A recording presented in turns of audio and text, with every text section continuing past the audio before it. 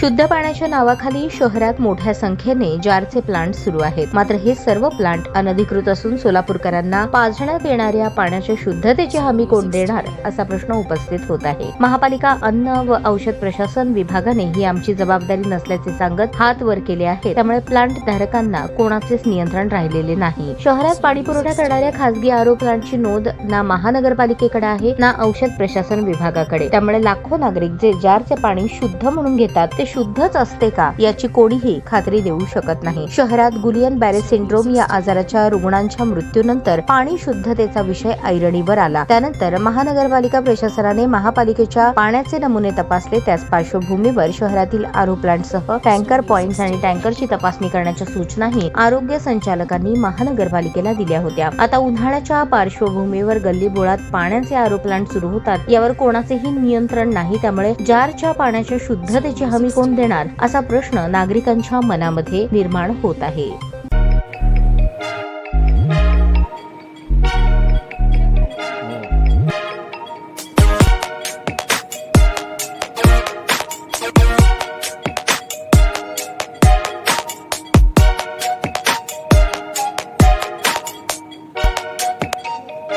सोलापूर शहरातील सुप्रसिद्ध हॉस्पिटल म्हणजे सेंट्रल मल्टी स्पेशालिटी हॉस्पिटल मागील अनेक वर्षापासून सेवा बजावत आहे. 24 तास इमर्जन्सी सर्व्हिस, मॉडर्न टेक्नॉलॉजी, अनुभवी डॉक्टर्स तसेच अत्याधुनिक तंत्रज्ञान सुविधांनी सुसज्ज स्त्रीरोग प्रसूती विभाग, ऑर्थोपेडिक विभाग, मेडिकल विभाग आणि इतर एकमेव नाव म्हणजे सेंट्रल मल्टी स्पेशालिटी हॉस्पिटल. पत्ता गणेशपेठ शॉपिंग सेंटर, मंगळवार बाजार, सोलापूर.